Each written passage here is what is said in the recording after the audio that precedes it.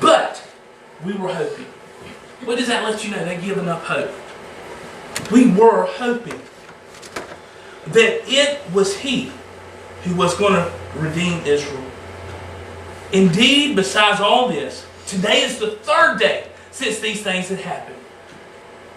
Have you ever in your life given up hope? Have you ever in your life said, what's the use? That's what Elijah did.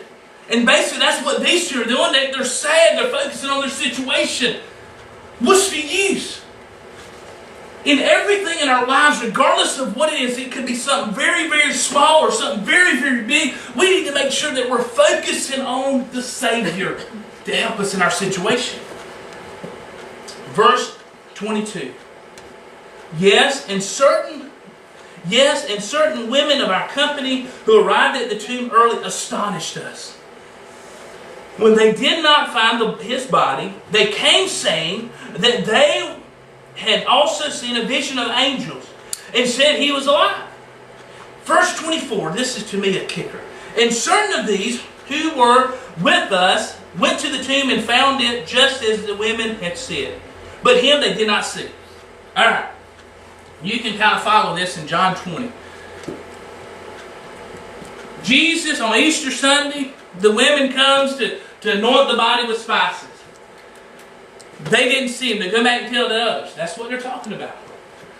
Two takes off running and goes to the tomb. One is Peter and one is John. They go to the tomb and they see it just like what the women had said. The body's not there. Cleophas and whoever it was, their problem is not with their head. The problem is with their heart. Because you see, there was one that the Bible says that in John 20 that actually believed. Because he saw something. Now, I looked it up this morning. I wanted to read it. John 20, verses 7 and 8. Listen to what it says. Now, let me go to verse 6. Let me back up to verse 5. Verse 5, John 20, verse 5. And he stooped down, and looking in, this is talking about John, saw the linen clothes lying. Yet went he not in. Of course, that's John.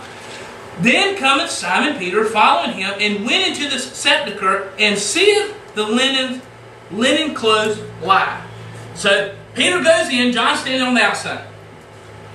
Last week I told you to look at someone and say, this is good. Look at someone and say, this is fixing to be good. This is fixing to be good. Alright, verse 7. And the napkin that was about his head, not lying with the linen clothes, but wrapped together in a place by itself. This is very significant. Verse 8. Then went in also the other disciple, talking about John, which came first into the sepulchre and saw and believed. Alright, why did he believe? He saw something. What did he see? Some of you are smiling. Some of you know what I'm talking about. What did he see? He saw the napkin. And the napkin was put in a certain place over to the side, away from the clothing. What significance is that? John knew when servants, listen now, when servants would come to a table, let's say John's sitting at a table. Let's just say all of us are sitting at a table, okay? And we're fixing to dine into something good to eat. We got pork chops, macaroni and cheese, and all that. I won't make you hungry, never mind. All right, we got all this good stuff. And we're sitting there eating. All right? Let's say that Elizabeth's through. I'm through. So she wads her napkin up, throws it in her table. And throw it in her plate. Bob's through, everybody's getting through. But let's just say I'm a slow eater. And I got to go to the potty. When you have children, you call it potty. You don't call it bathroom anymore. I had to go to the potty. So what I would do is I would take, I don't have a hanky or nothing. I would take my napkin. Let me hold that bridge. And I'm sorry. I'll take that bridge, take that napkin and fold that thing, okay, a certain way. And I would put it right beside my plate. So when the servant would come, and if he saw Elizabeth's napkin thrown into her plate, he said, oh, she's through. She's not coming back. She's through.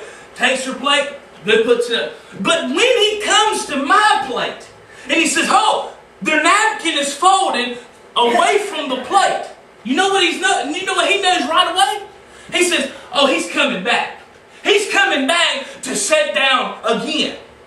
You see, when Jesus had the napkin placed to the side, what John saw when he looked in, he says, oh goodness, the napkin is put to the side. That means the master's coming back.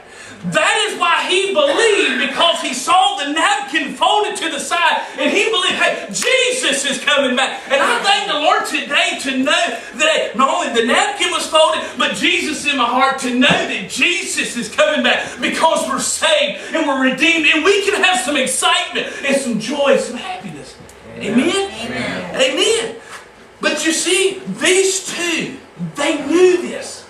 They knew this. They had the account with the women coming back. They had the account with Peter and John coming back. They knew it.